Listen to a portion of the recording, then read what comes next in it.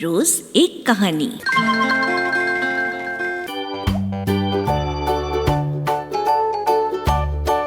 Tales of Panchatantra. Panchatantra की कहानियां। तीसरी कहानी 1 और 1 11। एक बार की बात है कि बनगिरी के घने जंगल में एक उन्मुक्त हाथी ने भारी उत्पात मचा रखा था। वो अपनी ताकत के नशे में चूर होने के कारण किसी को कुछ नहीं समझता था।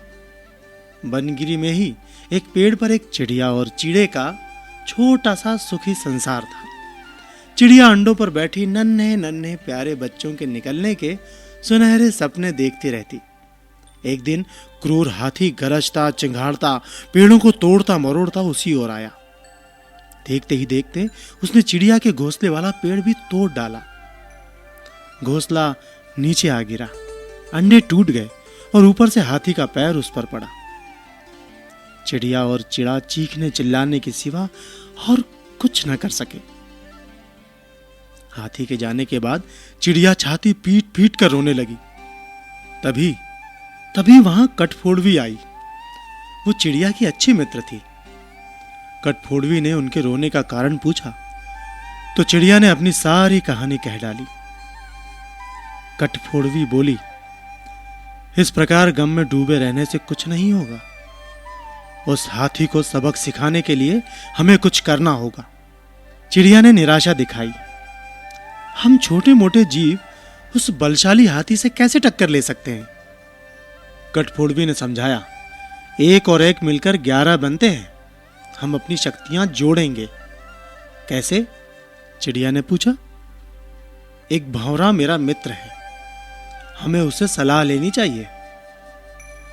चिड़िया और कठफोड़वी भंवरे से मिली।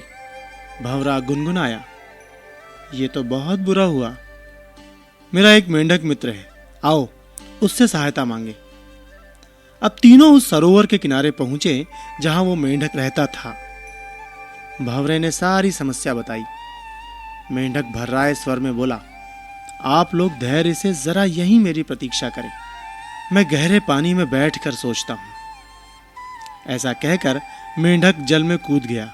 आधे घंटे बाद वो पानी से बाहर आया तो उसकी आंखें चमक रही थी। वो बोला, दोस्तों, उस हत्यारे हाथी को नष्ट करने की मेरे दिमाग में एक बड़ी अच्छी योजना आई है। उसमें सभी का योगदान होगा।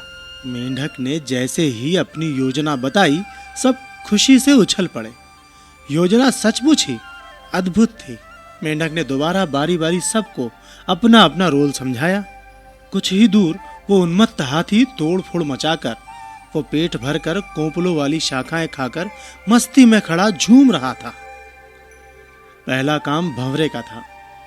वो हाथी के कानों के पास जाकर मधुर राग गुंजाने लगा।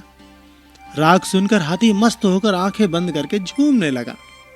तभी कठफोड़वी ने अपना काम कर दिखाया। वो आई और अपनी सुई जैसी नुकीली चोंच से उसने तेजी से हाथी की दोनों आंखें बींध डाली। हाथी की आंखें फूट गईं। वो तड़पता हुआ अंधा होकर इधर उधर भागने लगा। जैसे जैसे समय बीतता जा रहा था, हाथी का क्रोध बढ़ता जा रहा था। आंखों से नजर न आने के कारण ठोकरों और टक्करों से शरीर जख्मी होता जा रहा था। जख्म उसे और चिल्लाने पर मजबूर कर रहे थे। चिड़िया कृतज्ञ स्वर में मेंढक से बोली, भैया, मैं आजीवन तुम्हारी आभारी रहूंगी। तुमने मेरी इतनी सहायता कर दी। मेंढक ने कहा, आभार मानने की जरूरत नहीं, मित्र ही मित्रों के काम आते हैं। एक तो आंखों में जलन और ऊपर से चिल्लाते चिंघाड़ते हाथी का गला सूख गया। उसे तेज प्यास लगने लगी। अब उसे एक ही चीज की तलाश थी, पानी। मेंढक ने अपने बहुत से बंधु बांधवों को इकट्ठा किया और उन्हें ले जाकर दूर बहुत बड़े गड्ढे के किनारे बैठकर टर्राने के लिए कहा। सारे मेंढक टर्राने लगे। मेंढक की टर्राहट सुनकर हाथी के कान खड़े हो गए। वो ये जानता था कि मेंढक जल स्रोत के निकट ही वास करते हैं। वो उसी दिशा में चल पड़ा। टर्राहट और तेज होती जा रही थी। प्यासा हाथी और तेज भागने लगा। जैसे ही हाथी गड्ढे के निकट पहुंचा, मेंढकों ने पूरा जोर लगाकर टर्राना शुरू किया। हाथी आगे बढ़ा और विशाल पत्थर की तरह गड्ढे में गिर पड़ा, जहां उसके प्राण पखेरु उड़ते देर न लगी। इस प्रकार उस अहंकार में डूबे हाथी का अंत हुआ। इस कहानी से हमें सीख मिलती है कि एकता में बल है और अहंकारी का देर सवेर अंत होता ही है। प्रस्तुति लिब्रा वेलफेयर सोसाइटी।